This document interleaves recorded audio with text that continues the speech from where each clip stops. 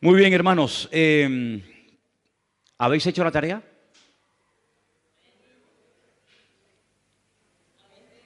¿Habéis hecho la tarea a medias? ¿A medias qué significa? ¿Que leísteis la mitad del capítulo?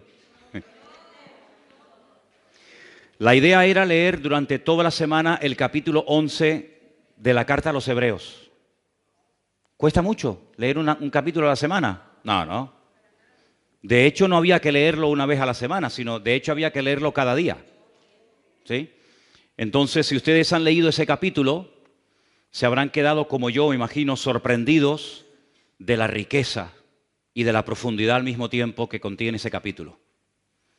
18 personajes diferentes se mencionan. 18 personas diferentes. Claro, evidentemente para poder entender ese capítulo, o mucho del capítulo, uno tiene que conocer bastante de la Biblia, porque la mayoría de las cosas que se dicen ahí las encontramos en la historia del Antiguo Testamento, y si usted no ha leído el Antiguo Testamento, pues difícilmente se podrá enterar de muchas cosas. Pero este mes es el capítulo de las obras, es el tema de las obras. Y las obras están muy relacionadas con nuestra fe, y la fe está muy relacionada con las obras. Para recordar algunas cosas que yo he dicho aquí, la fe sin obras está muerta. ¿De qué sirve que usted tenga mucha fe si luego no la usa? ¿De qué sirve que tenga una gran fe y un gran conocimiento del Señor y de su palabra si luego usted no actúa en consecuencia? ¿De qué le sirve tanta fe? ¿Para qué la quiere? ¿Para qué la quiere? La fe sin obras está totalmente muerta. Las obras que hacemos, ya lo hemos dicho en muchas ocasiones, no las hacemos para ganar la salvación. La salvación usted ni yo no la podemos comprar jamás. La salvación la obtuvo por los méritos de nuestro Señor Jesucristo muriendo en la cruz, derramando su sangre. Y Él nos da la salvación por gracia, por medio de la fe. Dice, y esto no de vosotros, pues es don de Dios. Pero una vez que ya nos hemos convertido, una vez que ya hemos puesto nuestra vida en las manos del Señor, se tiene que notar a la hora de hablar, a la hora de reaccionar, en lo que hacemos, en lo que decidimos, en lo que pensamos, etcétera. Todo tiene que estar, ¿verdad?, impregnado de esa fe, y es la que nos ayuda a movernos, a tomar decisiones, a cambiar nuestra forma de ver la vida, etcétera, etcétera. Ahora, si vamos al capítulo 11 del libro de Hebreos, y le pido por favor que vayan ya, ustedes van a encontrar que el capítulo 11 de Hebreos, cuyo tema central, como bien saben, es el tema de la fe, empieza dándonos una pequeña definición de lo que es la fe. Y aparecen dos sustantivos, el sustantivo certeza y el sustantivo convicción. Leamos el versículo 1. Dice, la fe es pues la certeza de lo que se espera, la convicción de lo que no se ve. Quiero volver a leer otra vez este versículo. Preste atención. La fe es la certeza de lo que se espera, la convicción de lo que no se ve. Los seres humanos creemos en millones de cosas que nunca hemos visto y probablemente nunca veamos. Así que no es una excusa el no ver a Dios para no creer en Él. Repito, hay muchas, millones de cosas en las cuales creemos, sin ninguna duda, y nunca hemos visto. Luego, el no ver no es excusa para no creer. Si solamente creyéramos en las cosas que vemos, pues imagínense los ciegos. Imagínense los que nacen sin ver absolutamente nada. No podrían creer en nada. Porque si el principio es ver para creer, el ciego que no ve no podría creer. Por lo tanto, el no ver una cosa no es una excusa, repito, para no creer en ella. Algunos dirán, bueno, pero hay cosas que no vemos, pero se pueden demostrar que existen, efectivamente. Precisamente uso este argumento para dirigirme a todos ustedes y decirles que la fe de los cristianos no es una fe ciega, porque nosotros podemos demostrar las cosas en las cuales creemos. Por eso no está bien el decir que tenemos una fe ciega, porque la fe no es ciega. Hay un ingrediente que es indispensable para tener una fe sana. ¿Se acuerdan cuando estuvimos hablando de la fe sana? Porque hay muchos tipos de fe. Hay gente que tiene, como dijimos en su día, una fe muy extraña, una fe rara, una fe mística. Pero la fe del creyente, la fe del cristiano, del hijo y de la hija de Dios, es una fe sana, es una fe que no es ciega, no es una fe basada en mitos, no es una fe basada en emociones, en sentimientos, en producto de la imaginación, sino que hay un ingrediente que alimenta la fe sana, y ese ingrediente es fundamentalmente el conocimiento. Cuanto más conocimiento tenga usted del Señor y de su palabra, mayor y mejor, de mejor calidad será su fe. Cuanto menos conozca usted a Dios y cuanto menos conozca usted de su palabra, su fe será de peor calidad. Porque lo que le da sustento, lo que le da base, lo que le da calidad a nuestra fe es el conocimiento y también, como no, la experiencia. Pero por encima de todo, el conocimiento. Vamos a poner ahí en la pantalla para que podamos leer la definición de la palabra certeza, porque aparece en el versículo 1 y queremos saber lo que esa palabra significa. Ahí la tenemos. La palabra certeza significa conocimiento seguro, claro y evidente que se tiene de algo sin ninguna duda. Es una creencia firme, fuera, no fuerza, fuera de toda duda. La duda es el cáncer que mata la fe. Donde hay duda, no hay fe. Y donde hay fe, no puede haber dudas. Por eso repito, la certeza es conocer a ciencia cierta, con una seguridad absoluta, clara y evidente, sin ningún género de dudas. La palabra convicción, que es un sustantivo, casi diríamos que es un sinónimo de la palabra anteriormente leída, es conocimiento seguro y claro y evidente, seguridad que tiene una persona de la verdad o certeza de lo que piensa o siente. Es una creencia firme, fuera de toda duda. Usted está firme, usted cree que Dios existe, usted cree que lo que la Biblia dice es verdad, porque el conocimiento es lo que hace que su fe sea una fe a prueba de bombas, una fe que supera la prueba, una fe que supera la duda, una fe que supera cualquier ataque interno o externo que usted a lo largo de su vida y de su trayectoria con el Señor pueda experimentar o recibir. Por lo tanto, si usted no tiene certeza y convicción de sus creencias, difícilmente usted tendrá una fe a prueba de pruebas. Por lo tanto, amados hermanos, partimos de la base de que la fe no puede estar basada única y exclusivamente en una experiencia personal, que es muy importante y es necesario el tenerla, por supuesto que sí. Pero por encima de cualquier experiencia, sensación, visión, sueño, sentimiento, emoción, etcétera, está la palabra de Dios, porque no es una fe fanática, no es una fe que nos ciega y nos impide ver la realidad de las cosas, sino al contrario, la fe nos ayuda a no creer en tonterías.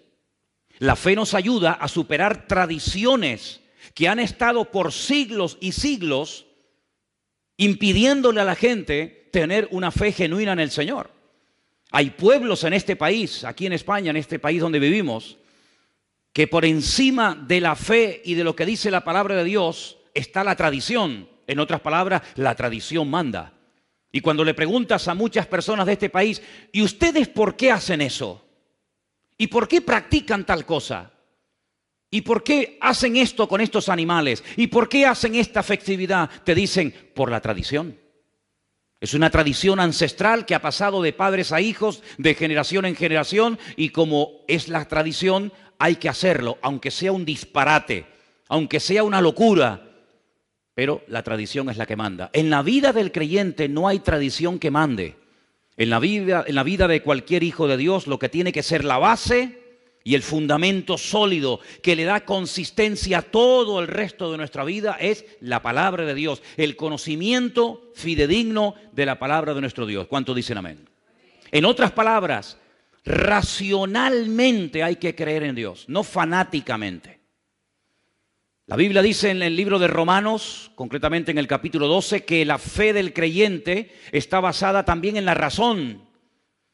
Él es nuestro culto racional, dice la Biblia. Creemos en cosas que se pueden demostrar, porque si no se pueden demostrar, ¿cómo voy a creer en algo que no se puede demostrar? No somos locos. Yo creo en Dios porque puedo demostrar que Dios existe. Yo creo en la Biblia porque puedo demostrar que la Biblia es la palabra de Dios. Por eso no creo en el Corán como palabra de Dios, porque nadie me puede comprobar, nadie me puede demostrar que el Corán es la palabra de Dios. Por eso no creo en las imágenes, porque nadie me puede demostrar que esa es la forma como Dios quiere que se le adore y como quiere que un ser humano se le acerque a Él. Por eso no creo en tantas tradiciones y costumbres populares que están tremendamente arraigadas en la cultura de los pueblos, porque son simplemente eso, culturas, mitos, leyendas, tradiciones, pero que no tienen ninguna base y no tienen ningún fundamento bíblico. Pero lo que nosotros creemos, absolutamente todo lo que nosotros creemos, se puede demostrar. Y por eso nuestra fe no es una fe ciega, ni loca, ni fanática, sino es una fe robusta y una fe racional. ¿Cuántos dicen amén? Ahora bien, todo lo que nosotros creemos hasta el día de hoy nos ha llegado de la boca de otras personas. No nos levantamos una mañana y de repente comenzamos a creer en Dios, a leer la Biblia y a descartar una serie, como acabo de decir, de tradiciones y de costumbres, porque simplemente nos levantamos por la mañana y entró un rayo de luz por la ventana que nos aclaró todas las dudas y todas las interrogantes. No, no es nuestro caso, no ha sido nuestra experiencia. Prácticamente en todo cuanto nosotros creemos y practicamos hoy en día nos ha llegado por transmisión fundamentalmente oral. Porque otra persona nos habló del Señor y a esa persona le habló una persona y así es como los eslabones de una cadena.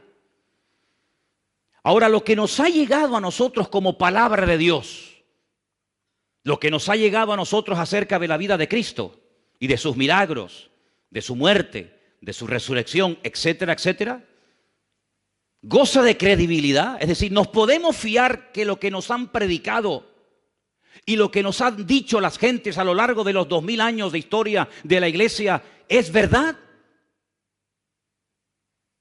¿Te has preguntado alguna vez si lo que leemos en la Biblia realmente era así o no era realmente como nos han dicho? ¿Cuánto tiempo ha pasado? ¿Cuántas generaciones han pasado desde la época de Jesús hasta hoy en día? Déjenme que les dé un pequeño dato. Cuando usted comienza a leer el Evangelio según San Mateo, usted se encuentra que en el capítulo 1 hay un enorme árbol genealógico de los antepasados del Señor Jesucristo. ¿Sí o no? Y fulanito engendró a fulanito y fulanito engendró a tal. Y usted va retrocediendo en el tiempo y usted llega al principio de ese árbol genealógico que demuestra que Cristo era descendiente de la casa del rey David, por consiguiente de la tribu de Judá. Dice que desde Abraham hasta Cristo pasaron 42 generaciones. Ahora, muchos de los que están aquí, o algunos de los que están aquí, cuando leen, por ejemplo, un libro de arqueología, o los que están estudiando en institutos y universidades, muchas veces se te dan datos y se te dan fechas realmente que te dejan con la boca abierta, pero nadie los pone en tela de juicio. Por ejemplo, cuando se descubre un fósil, un hueso o algo por ahí, te dicen, esto tiene 10 millones de años. Y a veces tengo la sensación que cuanto más millones de años tenga, como que más fe hay que tener en eso. Y te dicen, no, este dinosaurio vivió hace 250 millones de años. Y nadie cuestiona la barbaridad de millones que le ponen, la cantidad de ceros que le añaden a la derecha a esa cifra.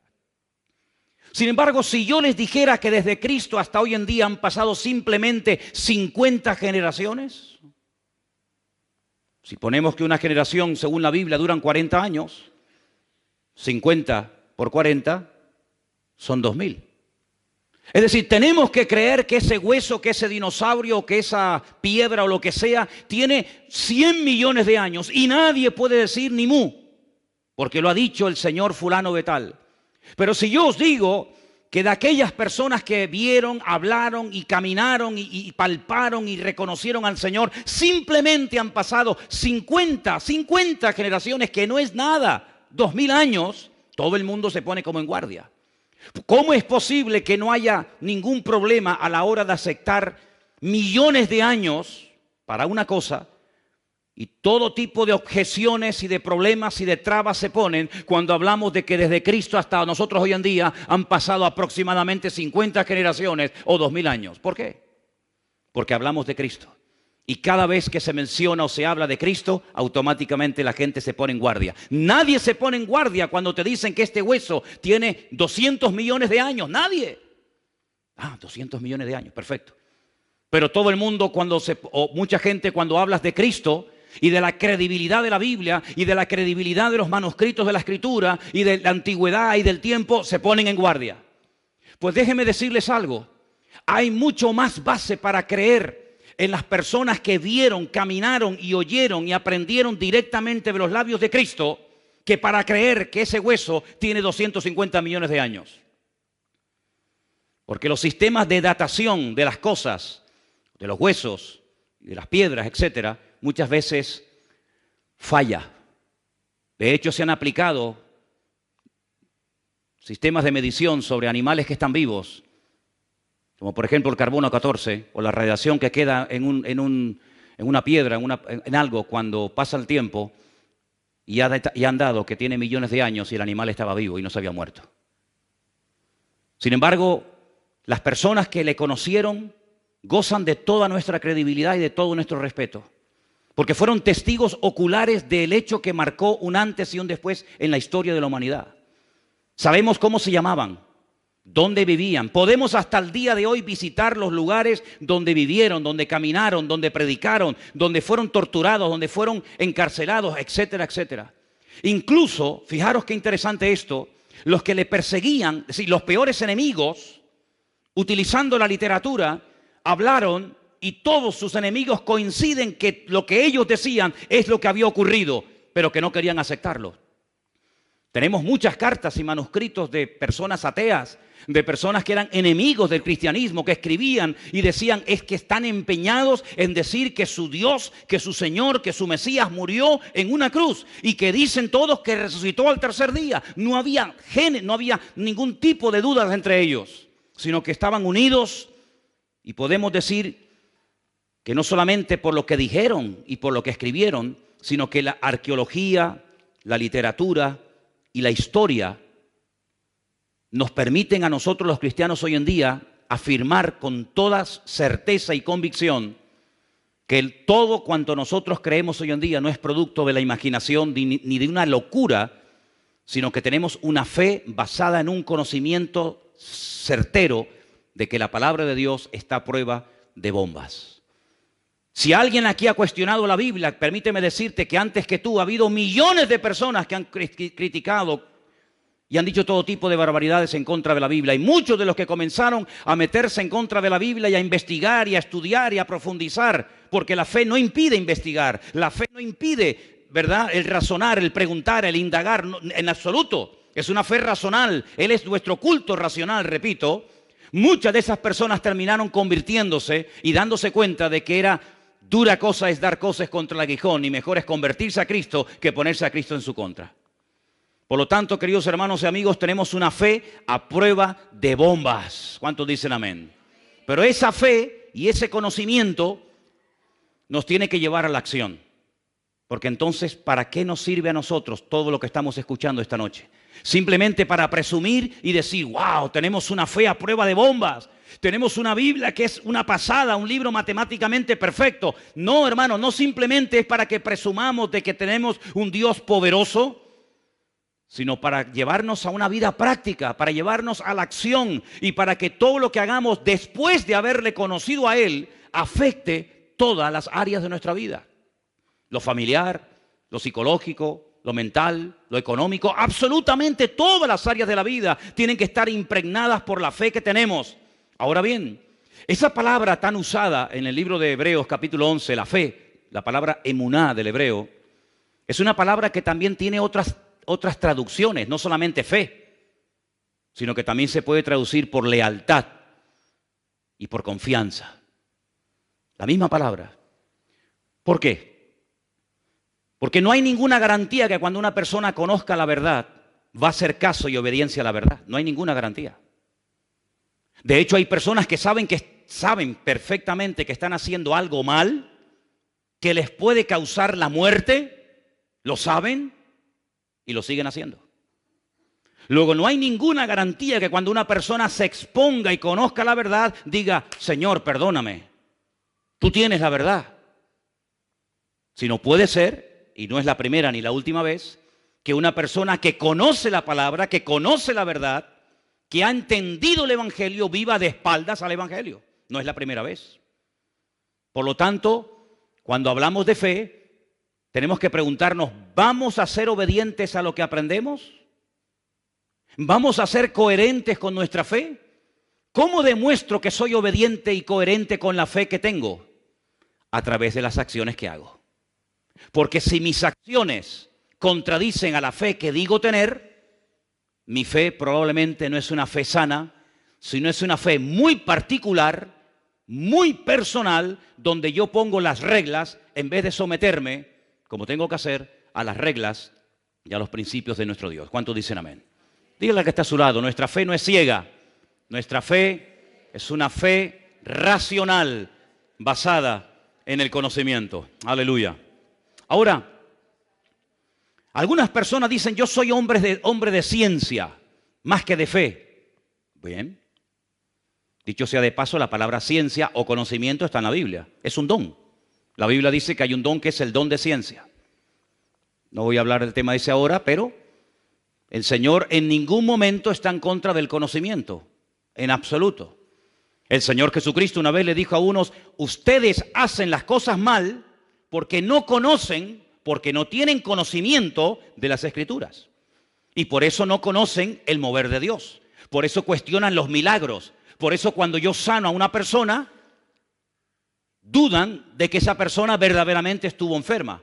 ¿Se acuerdan, por ejemplo, en Juan? En el Evangelio según San Juan, capítulo 9, dice que el Señor sanó a una persona que era ciega de nacimiento. No que había perdido la vista, sino que fue ciego desde el vientre de su madre hasta que el Señor lo sanó. Juan capítulo 9.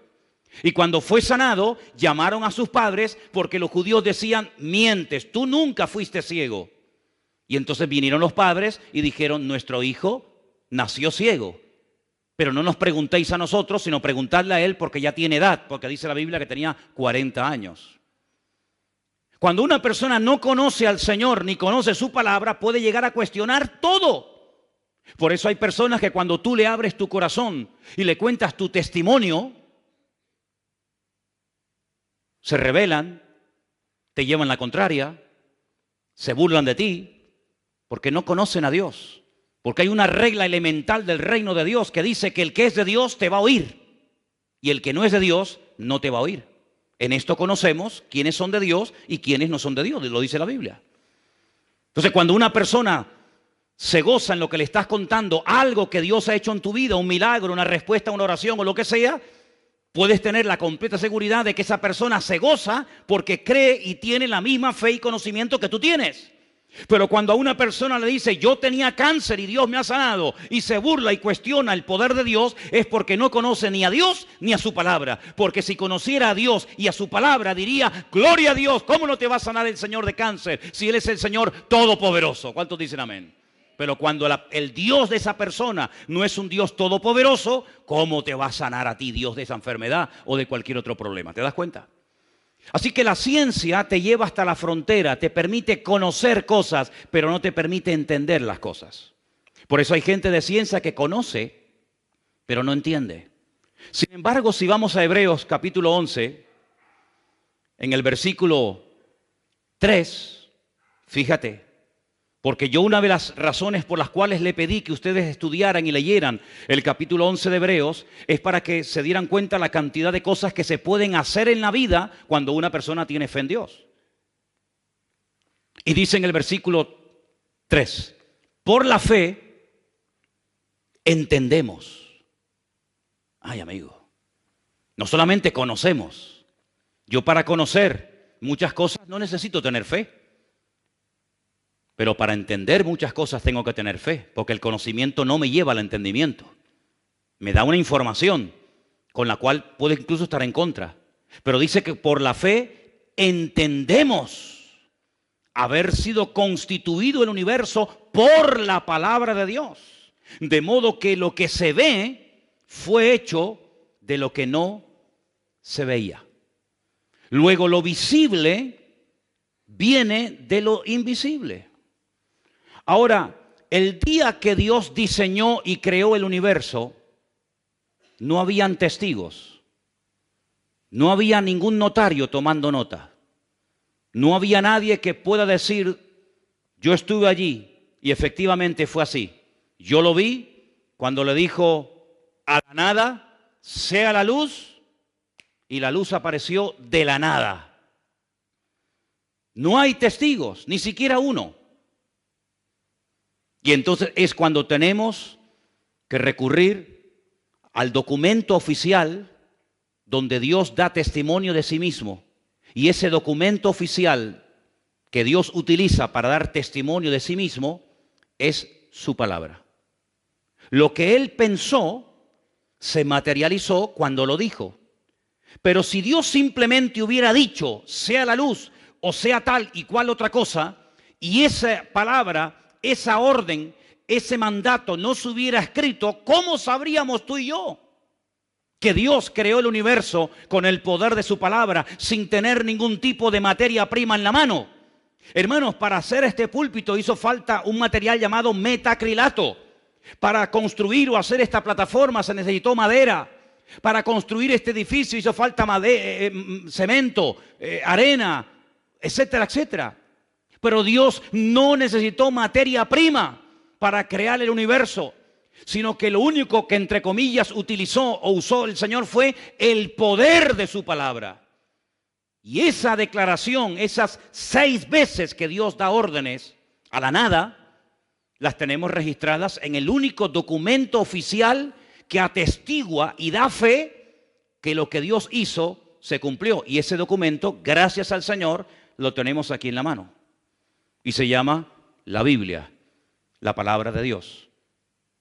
¿Qué es lo que puede presentar el hombre como contraargumento? Teorías. Teorías no demostrables. Opiniones, especulaciones, hipótesis. Y hay 10 o 12 opiniones diferentes acerca del origen de todo esto. Por ejemplo, ya Aristóteles, el famoso filósofo griego, decía que la creación es eterna, que siempre ha existido. El sol siempre ha existido, la luna siempre ha existido, la tierra, el universo siempre ha existido. Pero sin embargo eso no es verdad. Todo lo que vemos tuvo un inicio, tuvo un comienzo. Y todo comenzó con una orden, con un mandato de la boca de nuestro Dios. Y el documento, repito, que da fe de que efectivamente eso fue así, está en su palabra. Dijo Dios, sea la luz, y fue la luz. La Biblia no se escribió para convencer a nadie de nada. La Biblia no es un libro cuyo objetivo fundamental es convencer al inconverso de que existe Dios. Ese no es el objetivo de la Biblia. El objetivo de la Biblia no es demostrar que Dios existe. El objetivo de la Biblia no es ese. La Biblia ya desde el principio comienza mencionando a Dios en primera persona. Dijo Dios, sea la luz, y fue la luz. Y ya lo da por hecho. Incluso la misma Biblia dice que el necio dice en su corazón que Dios no existe. El necio. Porque hay que ser necio. Y yo me remito a la palabra de la Biblia. Hay que ser un necio para decir que Dios no existe. El día que a mí me demuestren que Dios no existe, ese día nos sentaremos y hablamos. Pero de momento no he encontrado en todos los años que tengo a nadie que sea capaz de demostrarme que Dios no existe. Algunos me dicen, demuéstrame tú que tu Dios existe. Digo, no, vamos a hacerlo al revés. Empieza tú. Empieza tú. Ustedes son mayoría, ¿no? Los que dicen que Dios no existe, pues presentadme argumentos para demostrar que Dios no existe. Y nadie te va a poder demostrar que Dios no existe. Absolutamente nadie. Ahora bien, las dos palabras que aparecen ahí en el versículo 1, certeza y convicción, todos ustedes saben que la Biblia se escribió fundamentalmente en 2 idiomas. El Antiguo Testamento se escribió en la lengua sagrada, el hebreo, y el Nuevo Testamento se escribió en el idioma culto de la época, que era el griego, ¿vale? Los manuscritos de los cuales se ha traducido el Nuevo Testamento a todas las lenguas que existen hoy en día son de origen griego. Las dos palabras que aparecen ahí en el versículo 1, griegas, para hablar acerca de certeza y convicción, una de ellas es la palabra upostasis. Permítame llevarles al capítulo 1 de Hebreos, versículo 3. Estamos en Hebreos capítulo 1, versículo 3, donde dice lo siguiente. El cual, siendo el resplandor de su gloria y la imagen misma de su sustancia, esa es la palabra que les acabo de mencionar, y quien sustenta todas las cosas con la palabra de su poder, habiendo efectuado la purificación o la limpieza de nuestros pecados por medio de sí mismo, se sentó a la diestra de la majestad en las alturas. Una cosa es que yo diga la palabra agua, que todo el mundo la conoce, y otra cosa es cuando tomamos ese elemento que todo el mundo conocemos y sin el cual es imposible la vida, y lo analizamos químicamente. Hay una fórmula que define al agua, como hay una fórmula para definir todo cuanto existe y que tiene materia, que tiene masa. Y la fórmula del agua es H2O, hidrógeno y oxígeno. El hidrógeno es energía. Por eso cuando bebes agua, no solamente calmas la sed, oxigenas tu cuerpo, oxigenas tu sangre, sino que además te mete oxígeno en tus venas, hidrógeno. Y el hidrógeno en grandes cantidades es una bomba. Hay bombas de hidrógeno, mucho más potente que la bomba atómica. El hidrógeno es capaz de mover toneladas y toneladas y cosas que no te puedes ni imaginar. En una pequeña cantidad, si fuera más nos mataría, si fuera menos no serviría para nada, pero con esa fórmula H2O, dos moléculas de hidrógeno y un oxígeno, sobrevivimos y gracias al Señor por ese elemento tan maravilloso, y dicho sea de paso, 3/4 partes de nuestro cuerpo es agua y solamente una parte es materia. Ahora bien, la Biblia nos dice que la esencia de Dios es, por ejemplo, el amor. La esencia de Dios es el amor. Nosotros podemos decir, yo tengo amor, yo tengo paciencia, yo tengo paz, yo tengo conocimiento, yo tengo tal y tal otra cosa. Pero hablando con propiedad, Dios no tiene nada. Dios es. Dios no tiene amor. Dios es amor. Dios no tiene paz. Dios es la paz personificada. Por eso el Señor Jesucristo le dijo a sus discípulos, mi paz os doy, porque yo soy el príncipe de paz. ¿Cuántos dicen amén? La paz que yo tengo, Él me la dio, pero la paz que Él tiene, ¿quién se la dio? Nadie, porque a Él nadie le da y nadie le quita, porque la esencia de Dios es paz, es amor y todo lo que podamos añadir en esta tarde cada uno de nosotros. Por eso yo creo que tenemos muchas veces que pensar cuando decimos ciertas y determinadas cosas. Y les voy a poner un ejemplo para que veáis. ¿Cuántos creyentes tú le habrás oído decir en algún momento determinado, la fe viene por oír y por oír la palabra de Dios? ¿Habéis oído alguna vez a algún hermano, o a lo mejor tú mismo has dicho alguna vez, la fe viene por oír y por oír la palabra de Dios? ¿Sí o no? Pues os habéis equivocado totalmente. Porque eso no dice la Biblia. No me diga, hermano, no, perdone. La Biblia no dice que la fe viene por el oír. Eso no dice la Biblia. Compruébelo. ¿Dónde está eso? Romanos 10:17. ¿Me lo puedes poner? Romanos 10:17. Vamos a leer el versículo como lo que dice, no como lo que yo creo que dice. Porque cuando mencionamos mal la palabra de Dios, podemos estar esperando una falsa promesa, creyendo en una falsa expectativa o declarando algo incorrecto. Si ustedes leen el versículo Romanos 10:17, la palabra viene, el verbo venir, no aparece por ninguna parte. ¿Lo leemos juntos? Ahí lo tenéis. Así que la fe es por el oír y el oír por la palabra de Dios. ¿Dónde dice la fe viene? Yo no lo veo por ningún lado. ¿Usted lo ve? A ver si yo veo bien. Déjame quitarme las gafas. No, pues no veo nada, ¿eh? No lo veo. La fe es... Ay, amigo. Jesús tenía fe cuando oraba por los ciegos, cuando resucitaba a los muertos, cuando limpiaba a los leprosos, cuando multiplicaba los panes y los peces, cuando caminaba por encima de las aguas, cuando reprendía a los demonios. ¿Jesús tenía fe? No. Jesús es fe. Porque si tiene, es porque alguien se la tuvo que dar. Todo lo que uno tiene es porque o lo has comprado, o te lo han regalado, o alguien te lo ha dado.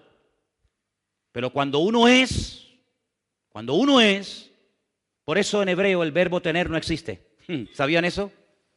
Se declina una palabra, se declina una letra, la letra Shin. No existe el yo tengo, tú tienes, él tendrá, nosotros tenemos. No, se declina una palabra porque el tener no existe. Aquí el único que tiene, pero más que tener, el único que es y que da es nuestro Señor Jesucristo, es nuestro Dios. Y quiero decirles que en ese texto de Romanos 10:17, en todos los manuscritos no aparece la palabra Dios. En todos los manuscritos que existen hoy en día, que se han utilizado para traducir ese versículo al castellano, al alemán, al inglés, al chino, al japonés, etcétera, etcétera, en todos los manuscritos del mundo aparece la palabra Cristo. Ponlo otra vez. Así que la fe, dice, es por el oír y por oír la palabra de Cristo. Eso dice en el griego original. No hay ningún manuscrito donde aparezca la palabra Dios. Pero bueno, es que Dios es Cristo, ¿no? ¿Y Cristo es Dios o no? Pero para hablar con propiedad, los manuscritos dicen Cristo. Es decir, la fe está basada en un conocimiento, en una certeza y en una convicción que me cambia la vida radicalmente. Pero ¿cómo se alimenta ese conocimiento? ¿Cómo engorda, permítame la expresión, esa fe? ¿Cómo crece, cómo se extiende esa fe? Por oír directamente de aquel que es la fe personificada, es decir, por la comunión, por la relación diaria, permanente y constante con mi Señor, con mi Dios. Es como mi fe se mantiene firme y crece y aumenta y se extiende. ¿Cuántos dicen amén? Si usted no tiene comunión con Dios, ¿con quién tiene comunión? Si usted no tiene una relación íntima, privada y diaria con el Señor, ¿con quién la tiene? Es más, cuando una persona mengua en su relación con Dios, los primeros que se dan cuenta son los que viven contigo. Si no, pregúntale a tu mujer, pregúntale a tu marido, a tu madre, a tu padre, a tu hijo. En el momento en el que tu comunión con el Señor mengua, en el momento en el que tu comunión con Dios no es como tiene que ser, comienza a brotar la antigua naturaleza. Comienza a despertarse el gigante dormido. El gigante que pensabas que habías vencido, pero que simplemente lo has tenido dormido durante tiempo, comienza otra vez a despertarse y a hacer de las suyas. Por eso, lo mejor que podemos hacer en nuestra vida es mantenernos bien cerca, en comunión diaria y permanente con nuestro Dios, con nuestro Señor Jesucristo, para que nuestra fe no mengüe, sino que nuestra fe sea una fe viva, una fe sana, una fe robusta, y podamos ir de victoria en victoria y de gloria en gloria y de bendición en bendición en el nombre del Señor. Porque la fe, queridos hermanos, sí está basada en el conocimiento, pero ¿en el conocimiento de qué o de quién? En el conocimiento de mi Dios y en el conocimiento de la palabra de mi Dios. Amén. Ahora, voy a explicarles algo referente a esta palabra upostasis, que es la palabra que aparece en el versículo 1 del libro de Hebreos, y quiero darles una pequeña explicación para no perdernos en demasiadas explicaciones. Esa es la palabra que aparece en el griego para la palabra certeza, sustancia, esencia. Es algo que afecta el mundo. Si cogiéramos un vaso de agua y le echáramos un chorro de aceite, ¿se notaría? Sí, claro que sí. Si cogiéramos, por ejemplo, una Coca-Cola y la echáramos dentro de un vaso de agua, automáticamente cambiaría el color, el sabor y todo, ¿a que sí? En otras palabras, nuestra esencia como seres humanos es una esencia que viene deteriorada por la desobediencia y por el pecado. Y por eso cuando venimos a este mundo tenemos que aprender a ser obedientes. Nunca se aprende, nunca hay que enseñarle a un niño a ser desobediente. ¿Usted le enseñó a su hijo a ser desobediente? No, es que ya eso lo aprenden solo. ¿Usted le enseñó a un niño decir mentiras? No, las aprenden solo. ¿Decir malas palabras? Es como que viene en la esencia del hombre, ¿verdad? Pero cuando entra el Señor en nuestra vida, nuestra esencia espiritual tiene que cambiar radicalmente. Por eso no es normal, aunque algunos crean que sí, que cuando pasan muchos años caminando con el Señor y conociendo al Señor, sigamos hablando igual, actuando igual, pensando igual, pecando igual. Juan observa y dice, el que sigue practicando y viviendo en el desorden, el que sigue viviendo como si nada en el pecado, es que no ha conocido a Dios. Porque el que ha conocido a Dios no practica el pecado. ¿Cuántos dicen amén? Dígale que está a su lado. El que conoce a Dios no practica el pecado. No lo puede practicar. Porque cuando uno conoce al Señor, lo que menos uno quiere hacer en la vida es pecar y desobedecer al Señor. En esto conocemos que hemos pasado de muerte a vida, dice Juan, en que amamos a los hermanos. ¿Cómo pueden pasar años sin dirigirle la palabra a una persona y usted llamarse cristiano? Es que probablemente usted no sea cristiano. Porque la Biblia dice que el que practica asiduamente algo no ha conocido a Dios. Es que no lo digo yo, que yo no he escrito ni una página de la Biblia.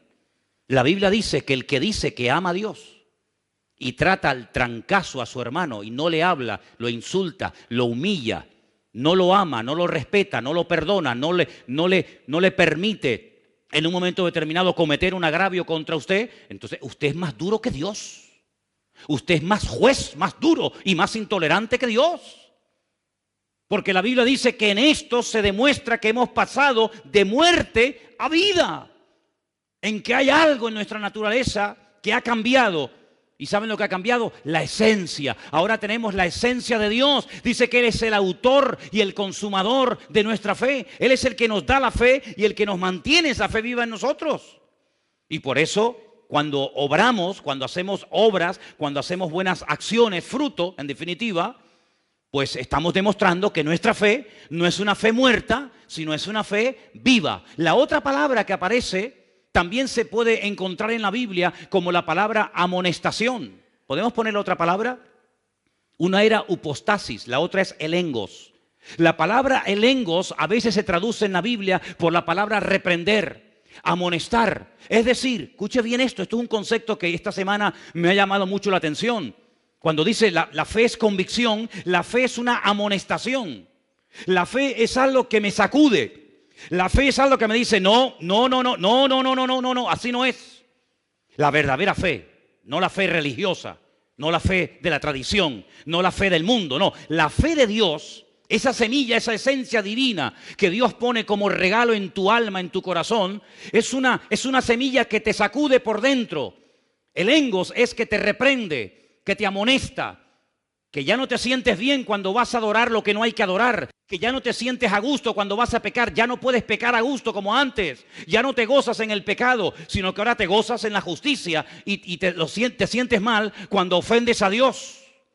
Esa es una característica de la fe de la cual se habla muy poco, porque se suele hacer mucho énfasis que la fe es para ver milagros, para recibir respuesta a nuestras oraciones. Sí, todo está muy bien, pero cuidado, la fe que decimos tener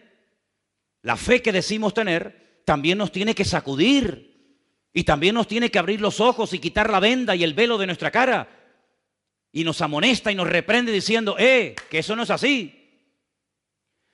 Por eso, queridos hermanos, dice la Biblia que cuando Pablo se convirtió al Señor, enseguida predicaba de la fe. En otras palabras, dice que huían de él porque dice, este que en otro tiempo perseguía la fe, ahora nos predica de la fe. Claro, La esencia del apóstol Pablo, como la esencia de cualquier ser humano, cuando pone su vida en las manos del Señor, cambia radicalmente, completamente cambia. Antes huían de Pablo, ahora se acercaban a Pablo porque tenía palabra de Dios. Lógico, porque esa esencia de Dios es una esencia que no espanta, es una esencia que atrae, porque es como un imán que lleva a la gente al conocimiento de la verdad. ¿Cuántos dicen amén? Miren la mujer samaritana. La mujer samaritana, la de Juan capítulo 4, la conocemos, ¿sí?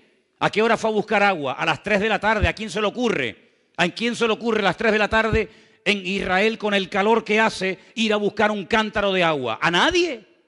Pero es que ella iba a esa hora porque nadie la veía, porque era una mujer de mala reputación, era una mujer que había destrozado muchos hogares. Una mujer, como dije en una ocasión, que había robado muchos maridos a otras señoras casadas. Y entonces ella iba a esas horas tan extrañas de la tarde, porque resulta de que nadie la iba a cuestionar y nadie la iba a ver. Pero allí estaba el Señor. Y el Señor, como saben, le pide agua.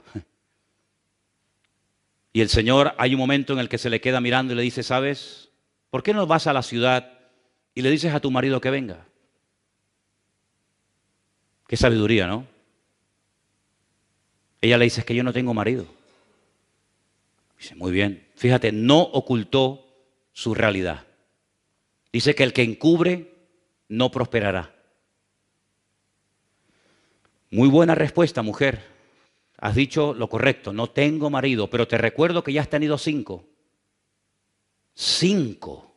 Y el que ahora tienes tampoco es tu marido. Ya iba con 6 y ninguno de los 6 era su marido.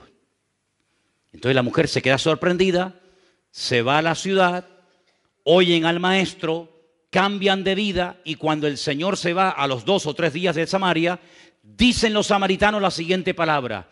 Ahora no solamente creemos en Él como el Salvador y como el Mesías que tenía que venir a este mundo, no solamente creemos en Él por tu testimonio y por lo que tú nos dijiste que Él te dijo, sino que ahora también nosotros, porque hemos tenido una experiencia personal con Él, ahora también nosotros tenemos una fe personal en Él. Una fe que no solamente depende de tu testimonio, sino una fe que nosotros tenemos porque también le hemos conocido personalmente. ¿Cuántos dicen amén? Y por eso dije al principio del estudio que es muy importante que nosotros tengamos una fe basada en el conocimiento de las Sagradas Escrituras, de la palabra de Dios, que es lo que le va a dar solidez a tu fe, sino también el paso siguiente es una experiencia personal con el Dios de la palabra. Porque si no vas a conocer solamente la palabra de Dios y no vas a conocer al Dios de la palabra, que es lo que le pasa a mucha gente. Hay muchas personas que han estudiado en seminarios y dicen que saben, mucho de la palabra de Dios, pero de Dios no tienen ni idea. Cada vez que voy a Israel me pasa lo mismo. Hablo con muchísima gente que tienen conocimiento de la palabra de Dios tremenda. Libros enteros de la Biblia se saben de memoria, cosa que ninguno de nosotros sabemos. No hay nadie aquí que se sepa un libro de la Biblia de memoria. Nadie. Y allí en Israel hay miles de personas que se saben libros y libros enteros de la Biblia de memoria. Pero de Dios, del Dios de la palabra, no tienen ni idea, porque si conocieran al Dios de la palabra, nunca hubieran crucificado al Hijo de Dios, ni lo hubieran rechazado, ni lo seguirían rechazando. ¿Te das cuenta? Luego el conocimiento por sí mismo no es suficiente, porque no hay nada peor que pecar después de haber conocido, después de haber recibido el conocimiento y seguir pecando y rebelándote contra el Señor. Ahora bien, la fe tiene un ingrediente muy interesante y es que te ayuda a cambiar lo natural por el poder de la fe en el mundo espiritual. Es decir, hay varios pasajes, voy a poner solamente 2 o 3 ejemplos para que veáis lo interesante que es. Hay gente que acepta cosas en la vida con una cierta resignación, como diciendo, bueno, esto es lo que me ha tocado en la vida. Esta es la cruz, dicen algunos, que me ha tocado llevar. Vamos a ver. ¿Usted se acuerda cuando un joven llamado David, que en aquel momento no era rey ni era nada, recibe el encargo de su padre para que vaya al campo de batalla donde están sus hermanos mayores a ver cómo están? ¿Se acuerda del pasaje? Seguro que sí. Dice la Biblia que cuando llegó al campamento y habló con sus hermanos y le dio la comida que traía para ellos de parte de su padre, él se dio cuenta de que en el campamento había un ambiente extraño. Allí no se respiraba a fe por ninguna parte. Allí había temor, allí había miedo. Y él pregunta y dice, ¿qué es lo que pasa? Porque yo noto que aquí hay un ambiente donde no está la presencia del Señor. Porque dice la Biblia que el amor echa fuera el temor, y allí había temor por todas partes, empezando por el rey hasta el último del ejército. Y le informan de que hay un paladín, que hay un gigante enorme llamado Goliat, que lleva 40 días asustando, amedrentando a las tropas del ejército de Israel. Y entonces él le dice al rey Saúl, yo voy a ir y voy a luchar contra ese hombre. Y todo Israel sabrá hoy que el Dios de Israel es el Dios vivo y verdadero. Recibe todo tipo de oposición. Primero por parte de sus hermanos. Segundo, el rey intenta ponerle una armadura que ni a él le servía, cuanto menos a David. En otras palabras, intentan con armas naturales dotar o capacitar a David para una batalla que ni ellos mismos, todos juntos, serían capaces de vencer al gigante Goliat. Pero David les dice una palabra extraordinaria, primero al pueblo y después al gigante Goliat, que es a lo que quiero ir.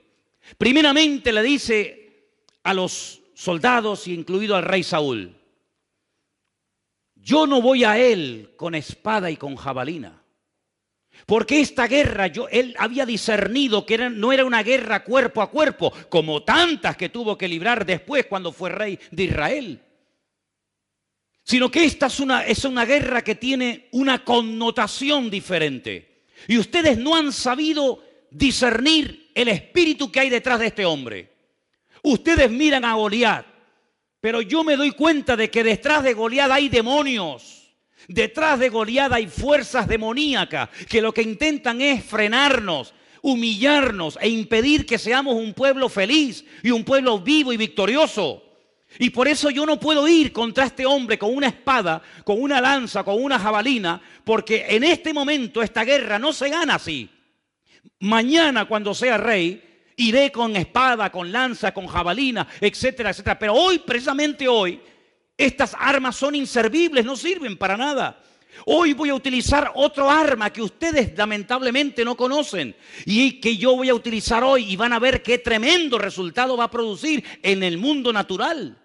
Y es que yo voy a ir en el nombre del Dios de Israel. Claro, ellos se quedaron sorprendidos porque para ellos esta forma de hablar era muy extraña. Esta forma de hablar la desconocían totalmente, por eso estaban asustados. Porque uno tiene fe, amigo, hasta que tú pierdes el control. Y la verdadera fe es cuando empieza a funcionar, es cuando pierdes el control. ¿Lo has oído? La verdadera fe empieza a funcionar cuando tus recursos se acaban. Mientras tienes dinero en el banco, tú estás tranquila. Mientras tienes trabajo, no hay problema. Mientras tienes salud, no pasa nada. Pero se te acaba el dinero, comienzas a tener problemas de salud, pierdes el trabajo, te quitan 3 o 4 cositas que te dan una falsa seguridad, y ahí es donde empieza a funcionar la fe. Ahí es donde empieza a funcionar la fe. Fe no es llenar el depósito de gasolina, ir al sur y volver a Santa Cruz. Eso no es fe. Eso es lo que hace todo el mundo. Fe sería, en todo caso, ir con 1 litro de gasolina al sur y volver. Eso sí sería fe. Pero ir al sur con el depósito lleno de gasolina, ahí no hay ningún tipo de fe en absoluto. Fe no es moverme por lo que tengo, sino fe es moverme por lo que soy. Y mientras tú te muevas por lo que tienes, tú no estás demostrando tener fe. Pero cuando tú te mueves no por tus recursos naturales, sino por los recursos divinos, amigo, ahí donde verdaderamente se demuestra quién tiene y quién no tiene fe. Yo voy a ir desarmado, sin casco, sin escudo, sin jabalina, sin lanza, sin espada, sin puñal, a cuerpo descubierto, pero voy a ir protegido y cubierto por un nombre, que es sobre todo nombre. Y entonces cuando llega al campo de batalla, yo ya a ustedes les he dicho lo que tenía que decirles. Mediten en lo que les acabo de comentar. Y ahora me voy al terreno de la realidad, porque la fe no trabaja en la imaginación, la fe trabaja en el terreno de la realidad. Sí, es muy bonito lo que le has dicho a tus hermanos, sí, has quedado muy bien, ¿eh? Qué bien. Sí, pero ahora vete al campo de batalla y demuéstralo. Es muy bonito decir, yo soy la resurrección y la vida, el que cree en mí aunque esté muerto vivirá. Eso también lo digo yo. Sí, pero ahora tienes que pasar el examen. Ahora vete al cementerio y saca al muerto de la tumba. No dices que eres la resurrección y la vida, demuéstralo. Cuando llegó al campo de batalla, le profetiza a Goliat y le dice, hoy te voy a cortar la cabeza y le voy a dar tu carne a las aves y a las fieras del cielo y del campo.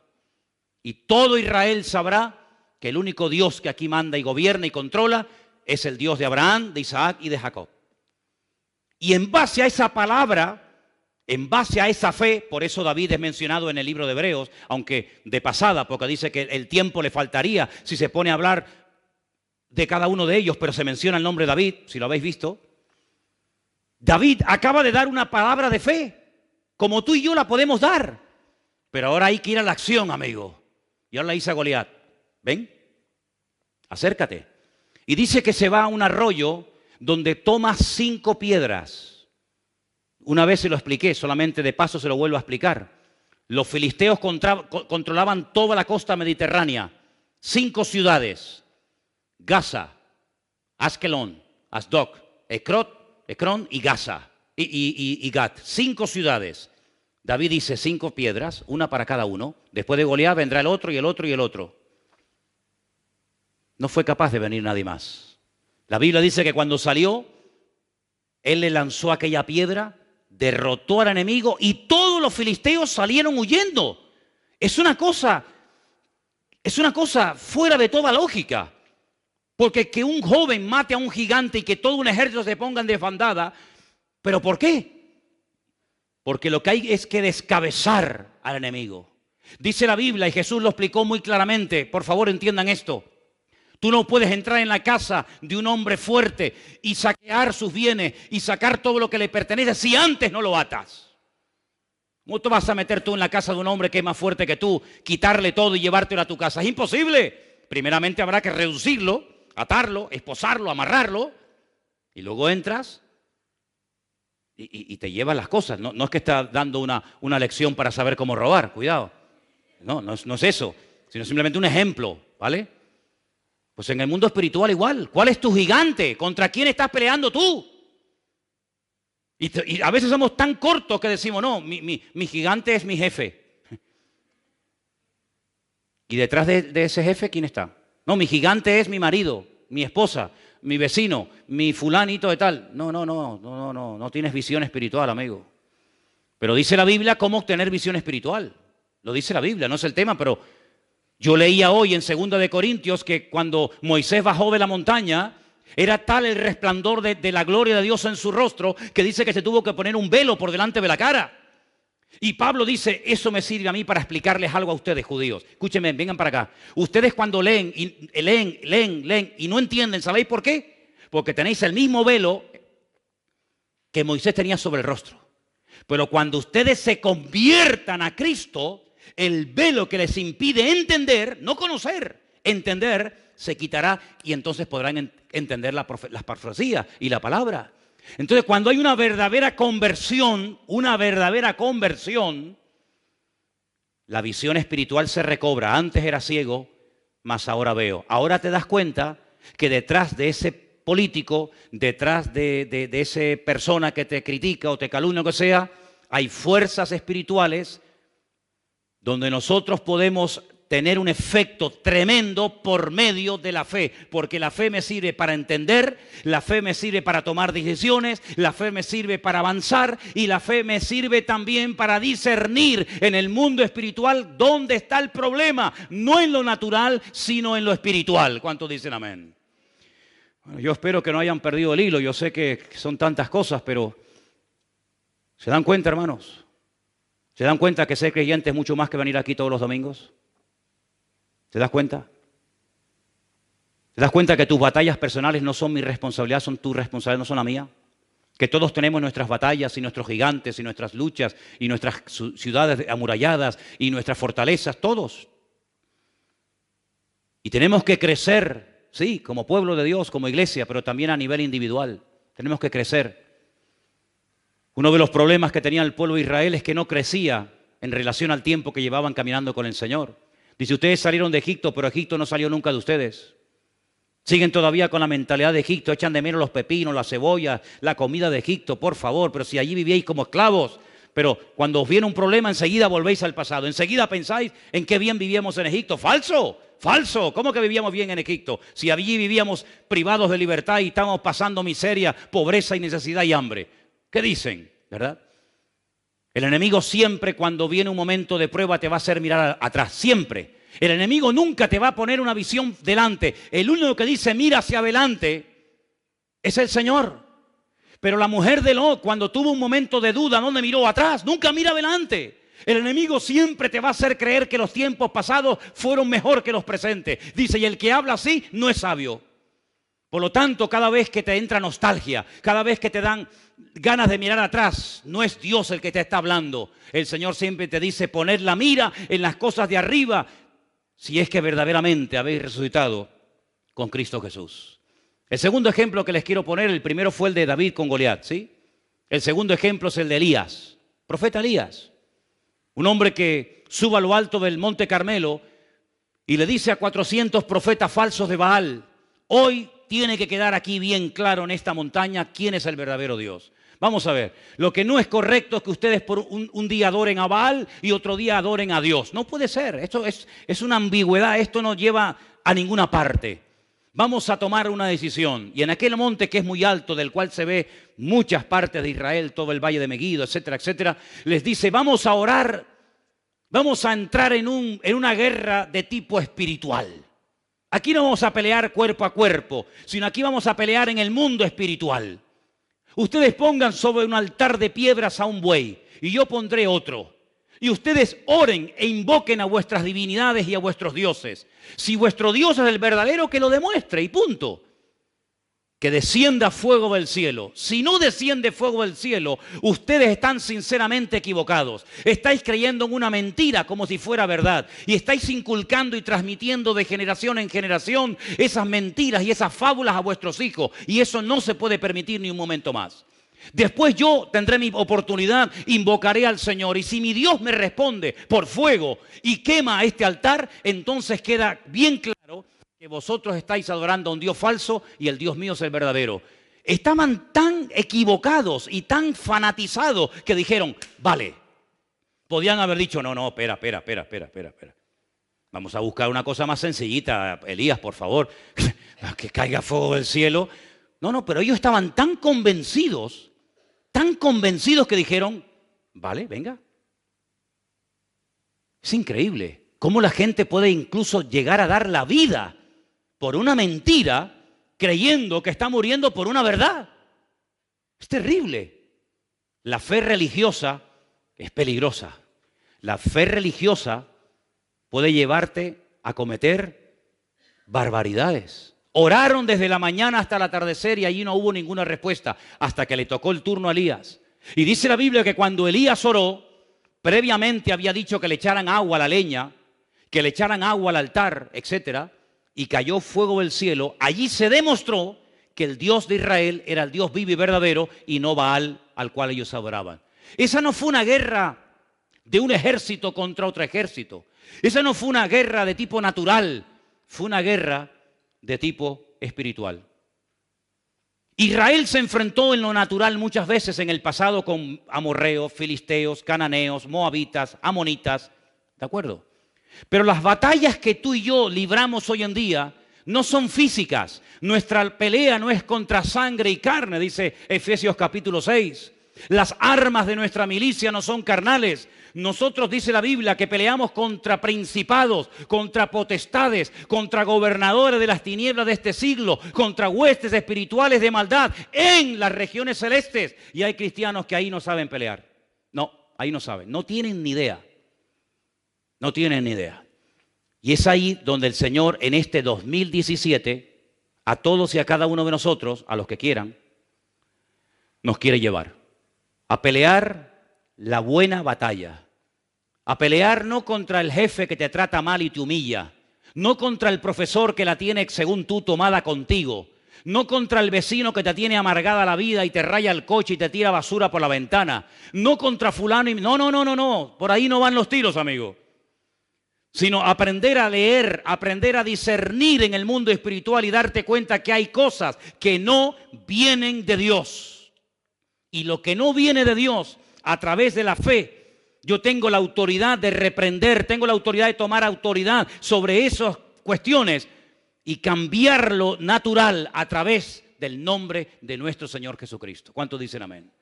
Y quiero solamente recordarles algo. En Marcos capítulo 4, verso 37, es el último pasaje que voy a leer, aunque tengo aquí material para dar y vender. Pero en Marcos capítulo, como dije, 4, verso 37, quiero que presten atención a este último texto que voy a leer en esta noche, por favor. Y dice así. Si quieren, arrancamos desde el versículo 35, para empezar a leer la historia del principio. Aquel día, cuando llegó la noche, les dijo, pasemos al otro lado. Pasemos al otro lado. Ya hemos estado mucho tiempo en esta orilla. Despidiendo a la multitud, le tomaron como estaba en la barca y había también con él otras barcas. Pero se levantó una gran tempestad de viento y echaba las olas en la barca de tal manera que ya se anegaba. Ahora, no estamos hablando de un transatlántico. Estamos hablando de pequeñas embarcaciones donde si entra mucha agua, lo más probable es que nos hundamos aquí todos y puede haber algún muerto. De hecho, ¿cuánta gente, cuántos miles de personas han muerto cruzando de diferentes partes del mundo hacia Europa porque el tipo de embarcaciones en el que vienen no sirven para nada? Pues aquí hay un ejemplo bíblico de cómo va un grupo de 12 personas en una pequeña embarcación, se desata una tempestad de tal magnitud. Y entonces fijaros que en el versículo 38 dice, él estaba en la popa, en la parte de atrás de la barca, durmiendo. ¿No se mareaba el Señor? Parece ser que no. Y no había biodramina, que yo sepa, en aquella época, ¿no? No se mareaba. Yo sé que si más de uno fuera en esa barca, madre mía, se hubiera tirado por la borda, ¿no? Estaba durmiendo en un cabezal y le despertaron y le dijeron, maestro, no tienes cuidado que perecemos, Señor, pero tú no te das cuenta que vamos a morir ahogados. Ahora vamos a pararnos un momento. ¿La fe para qué sirve? Para tomar sabias decisiones, para hablar correctamente. Ahora están hablando incorrectamente. ¿Por qué? ¿Quién es el que va dormido en esta barca? ¿Quién es el que va ahí dormido? ¿Cómo se llama ese señor que está ahí dormido? Yeshua HaMashiach, Señor Jesucristo. Bien. ¿Quién es él? Es el Mesías. Bien. Si es el Mesías, ¿qué dicen las profecías acerca de la muerte del Mesías?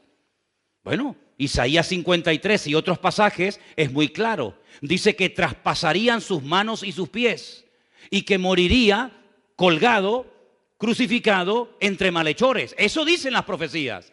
Si las profecías dicen que Él va a morir crucificado, ¿cómo le dicen al Señor, Señor, despiértate, que vamos a morirnos? No nos podemos morir. Él no puede morir en esta barca. ¿Por qué? Porque entonces la palabra sería mentirosa. Porque entonces Isaías era un mentiroso. ¿Se inventó eso de que lo iban a crucificar? ¿Se equivocó? No, iba a morir ahogado. ¿Por qué va durmiendo el Señor? Porque sabe que por mucho agua que entre, Él no va a morir ahogado. Esto es tremendo, ¿eh?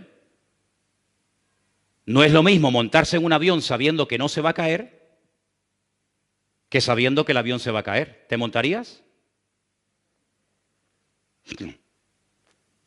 Usted va a morir en un avión. Ya no me monto más en aviones. Pero si yo sé con toda seguridad que no voy a morir en un avión, me puedo montar en 1.000.000 de vuelos que por mucho que se meneen, por mucho que se sacudan, yo sé que no voy a morir así. De alguna manera aterrizará. Esa era la fe que en ese momento estaba manifestando el Señor. ¿Cómo? Con paz, con tranquilidad. En paz me acostaré y asimismo dormiré. Ahí tenían delante de sus narices la paz personificada, pero ellos no, ellos pierden el control, y cuando uno pierde el control que dije antes, es cuando empieza la fe. Pero si no tienen fe, ¿qué fe van a usar? ¿Qué fe van a usar, amigo? Señor, despiértate que perecemos. Versículo 39. Levantándose, reprendió. Es la misma palabra, en este pasaje no siempre, pero en este pasaje cuando dice reprendió, es la misma expresión que utilizaba cuando reprendía a los demonios. La misma. Toma autoridad de lo natural con el poder del mundo espiritual. Reprendió al viento y a la mar y le dijo, cállate, enmudece. Cesó el viento, se hizo grande bonanza y les dijo, ¿por qué estáis así amedrentados? ¿Es que no tenéis fe? ¿Ves cómo les reprocha? Tenéis, no sé lo que tenéis, pero fe en este momento no habéis manifestado ninguna. Entonces temieron con gran temor y se decían el uno al otro, ¿quién es este que aún el viento y el mar le obedecen? Si conocemos a Dios, no vamos a entrar en el terreno de la desesperación, ni de la duda, ni del temor. Porque cuando conocemos a Dios, pase lo que pase, venga lo que venga y digan lo que digan, yo sé en quién he creído. ¿De dónde me viene ese conocimiento? De la palabra. Cuando la palabra la tengo, la guardo en mi corazón, la atesoro cerca de mi vida, ya pueden decir los seres humanos lo que quieran, lo que prevalece es la palabra.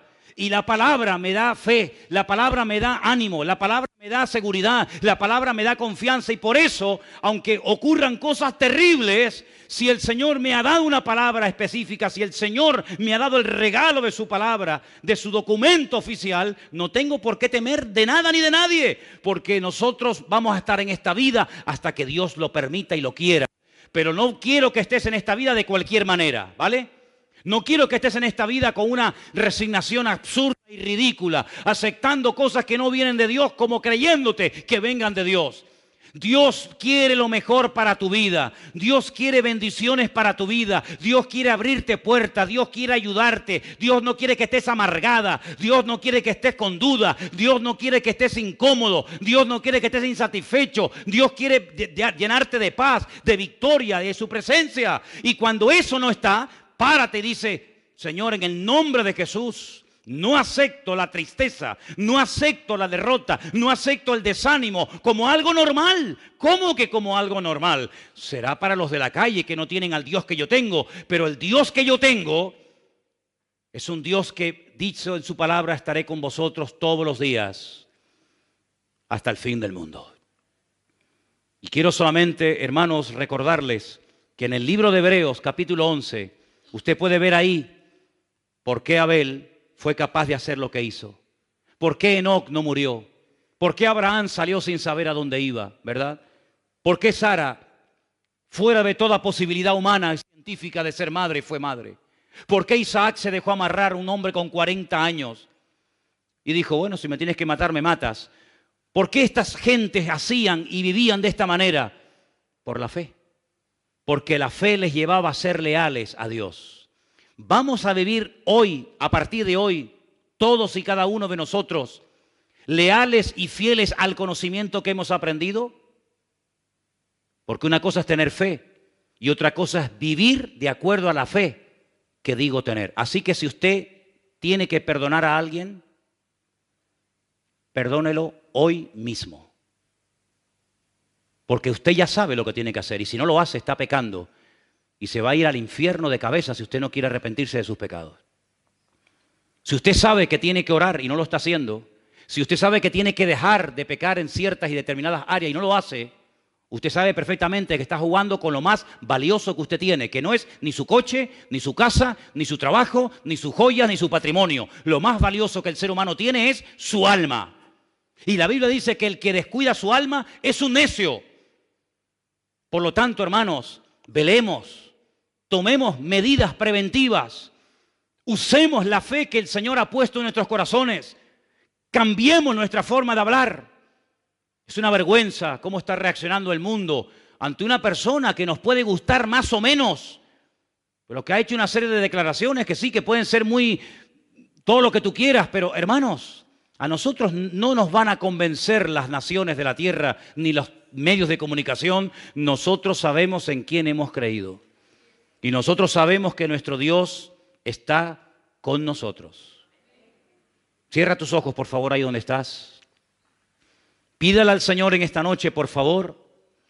Señor, ayúdame a hablar en fe, a tomar las decisiones en fe, a vivir en fe, a orar en fe. Yo no quiero tener una fe religiosa basada simplemente en un conocimiento intelectual, porque la fe sin obras está muerta. La fe sin obras no sirve para nada. Es como una flor artificial que parece, pero no es. No hay que regarla, no desprende olor, no crece, no se marchita, es artificial. La fe del cristiano no puede ser una fe artificial. Es una fe que hay que cuidar, que hay que usarla, que tiene que crecer, que tiene que madurar, que tiene que robustecerse. Esa es una fe genuina, porque está viva. Y todo lo que tiene vida hay que cuidarlo, hay que protegerlo. Y por eso en esta noche te pedimos, Señor, que tú nos ayudes a mentalizarnos y a entender y a aceptar que la fe es algo vivo, no es un concepto abstracto que no sabemos ni lo que estamos diciendo o hablando, sino que la fe, Señor, es vivir tu vida a través de la nuestra. Tú eres nuestro máximo ejemplo de fe, porque tú eres la fe personificada, la obediencia, la lealtad, la fidelidad personificada. Y queremos pedirte en esta noche, Señor, que nos ayudes a vivir en base a esa fe, a hablar, a pensar, a reaccionar en base a esa fe. Y que ningún elemento externo, ni siquiera interno, se interponga en nuestra fe, sino que podamos, como dice tu palabra, alcanzar buen testimonio como los antiguos, de que pusimos nuestra confianza y nuestra fe en el Señor. Gracias por el regalo hermoso de tu bendita palabra, a la cual amamos y hacemos bien en escudriñarla y en leerla.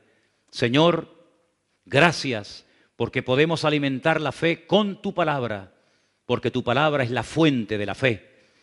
Y queremos en esta semana esforzarnos en leerla, en escudriñarla, en memorizarla, porque es la palabra de Dios la que nos hace entender los misterios que el hombre todavía no entiende y comprende. Conocen, pero no entienden. Pero el creyente sabe, conoce y entiende, porque con la fe podemos entender cómo se hizo el universo, los tiempos, las edades, las salidas y las puestas del sol, las estaciones, todo lo podemos entender, porque tu palabra es la sabiduría misma. Y te pedimos, Señor, que nos ayudes a amarla y a tenerla siempre en nuestros corazones. Te lo pedimos en el nombre bendito de Jesús. Amén y amén.